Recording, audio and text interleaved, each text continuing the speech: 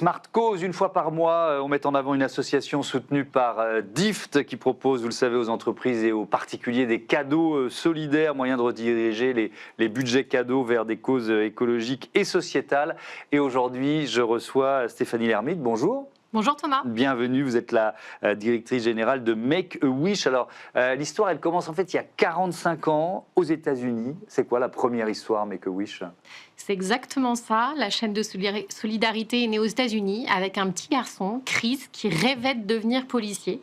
Et puis tout son entourage, sa maman, les amis sont mobilisés pour lui réaliser son vœu.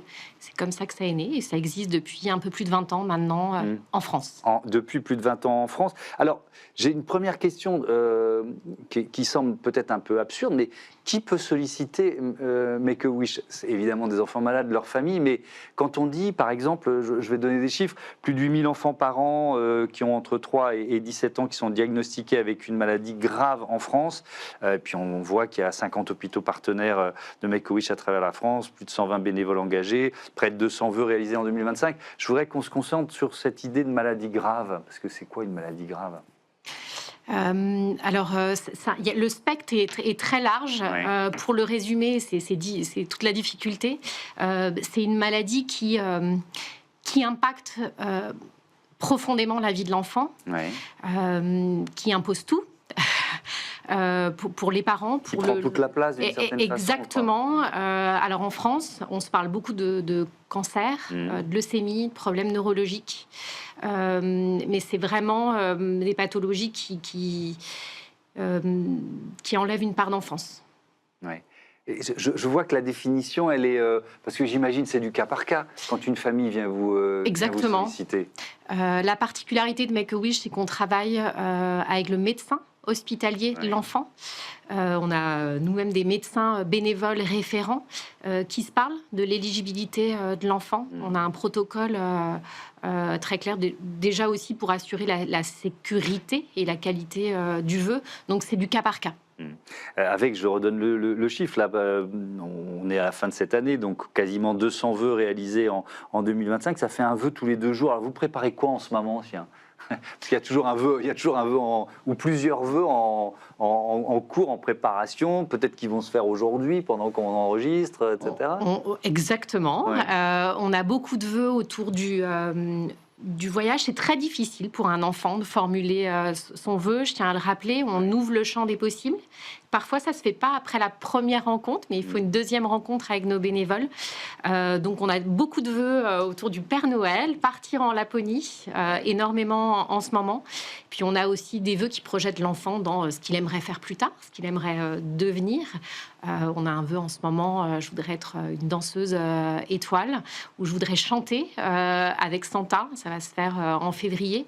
Mais je tiens à rappeler qu'un vœu, ce n'est pas un simple cadeau. C'est un parcours qui dure plusieurs mois, qui s'inscrit dans le parcours médical de l'enfant. Et c'est comme ça qu'on arrive à avoir un impact physique, psychologique sur l'enfant. Il redevient acteur, il choisit, il décide, il se projette.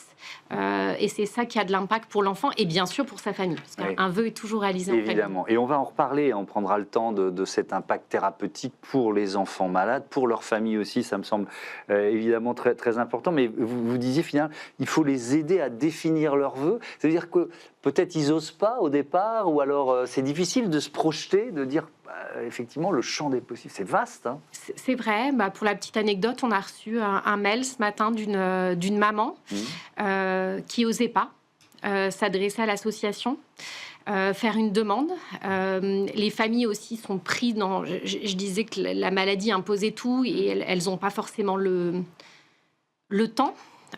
Aussi, de manière très de faire une demande. Elles sont dans toutes ces démarches et dans tout ce parcours médical très, très lourd.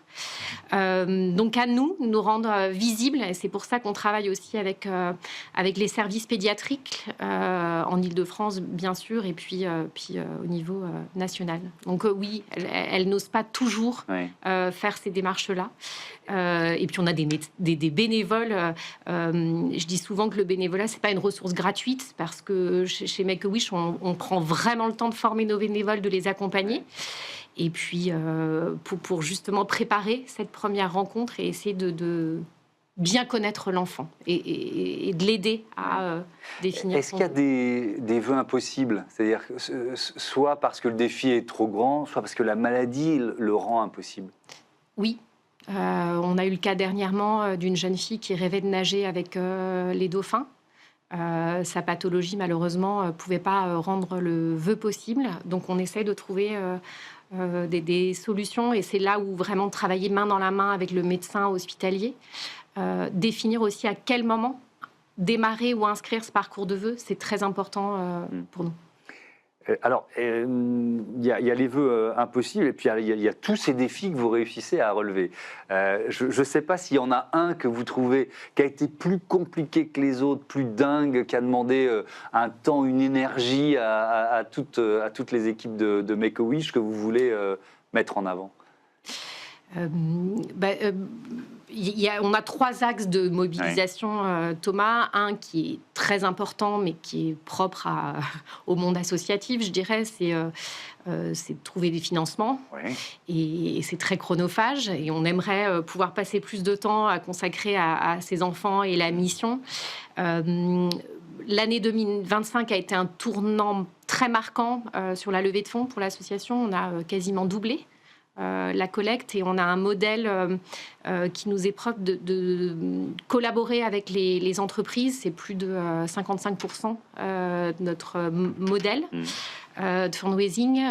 Donc ça a été un vrai challenge de pouvoir les mobiliser, de comprendre leurs enjeux, de comment s'inscrire dans ces enjeux-là de marque employeur RH pour pouvoir construire des partenariats pluriannuels.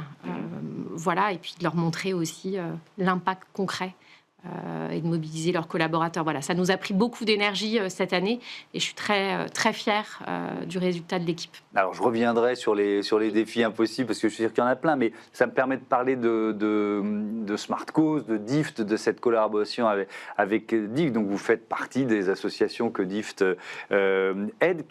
Comment ça se passe et qu'est-ce que ça apporte à Make-A-Wish? Je dirais que ça nous a apporté de la visibilité. Un vrai soutien aussi sur la collecte de fonds. Quand je dis visibilité, c'est à la fois entreprises et aussi depuis peu maintenant avec leur nouvelle offre, les particuliers, la collecte digitale, où chez Make-A-Wish, ça représente que 6% de notre budget global. Donc, c'est un vrai levier pour nous. Ça nous a donné aussi accès à une cible, je dirais, peut-être un peu plus jeune. Voilà, c'est un vrai partenaire avec lequel on construit des très belles choses. Je reviens aux vœux.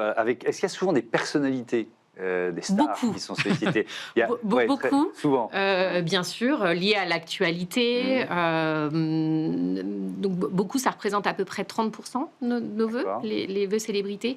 Je dirais que maintenant, l'association, depuis 20 ans, a su se construire un réseau. On n'a pas de problème, je dirais, pour les mobiliser. Généralement, quand on s'adresse à elles, on raconte l'histoire de l'enfant. C'est plus une question d'agenda et on arrive à les réaliser dans les demandes comme ça un peu folles. On a eu une rencontre d'un jeune garçon pour rencontrer le pape, par exemple. Donc voilà, donc ces vœux-là, célébrités, sont un peu plus challengeants. Un peu plus compliqué à contacter cette célébrité-là. Mais c'est possible? Mais c'est possible. Vous avez réussi? C'est notre job de rendre l'impossible possible. Après, il y a des vœux autour de... Je voudrais la paix dans le monde, je voudrais marcher sur la Lune. Je dirais que ce qui est important, c'est qu'on essaie de comprendre le pourquoi.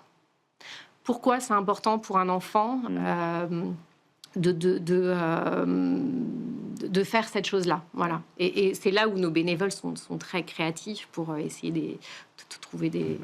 J'ai vu en préparant l'émission un jeune Diego qui a réussi à rencontrer le pilote de rallye Sébastien Ogier, ou Luana qui a appris l'anglais pour pouvoir chanter avec Ed Sheeran. Enfin voilà, et donc ça m'amène à la question de l'effet thérapeutique, parce qu'on l'a dit tout à l'heure, il y a plus de 50 hôpitaux qui sont partenaires à travers la France.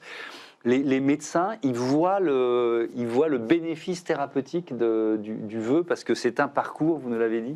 Exactement, et c'est ça qui crée de l'impact. L'impact, il se crée dès le moment où nos bénévoles vont à la rencontre de l'enfant. c'est de pouvoir générer en permanence des émotions positives, pouvoir projeter l'enfant et dire il y a un après et c'est toi qui décides. On ne t'impose rien. On a des études d'impact qui montrent tous ces effets positifs qui sont à la fois psychologiques et physiques. 90% des médecins estiment que le parcours de vœux aide l'enfant à mieux adhérer à son traitement.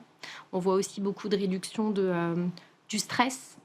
Parce qu'ils redeviennent acteurs d'une certaine façon et ils subissent moins ce qu'il leur a... J'essaye de comprendre en fait c'est exactement, c'est exactement ça et c'est beaucoup la projection. La durée d'un vœu en moyenne chez Make-A-Wish, c'est 6 à 7 mois.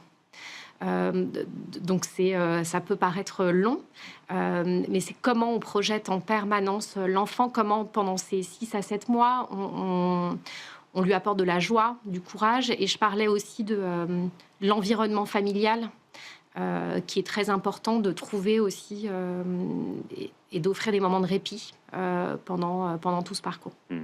Un dernier mot sur ce gala, vous le faites une fois par an. Exactement, c'était lundi dernier. Il vient d'avoir lieu ce 8 décembre. Alors là aussi, vous cherchez les retombées, la notoriété, le fait de faire parler de Make-A-Wish. C'est exactement ça. Il y a 2 enjeux. Bien sûr, celui de lever des fonds.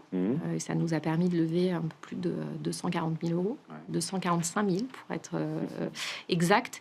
Puis il y a un autre enjeu, c'est de permettre de donner la parole aussi à ces enfants, à ces familles, de fédérer aussi notre écosystème.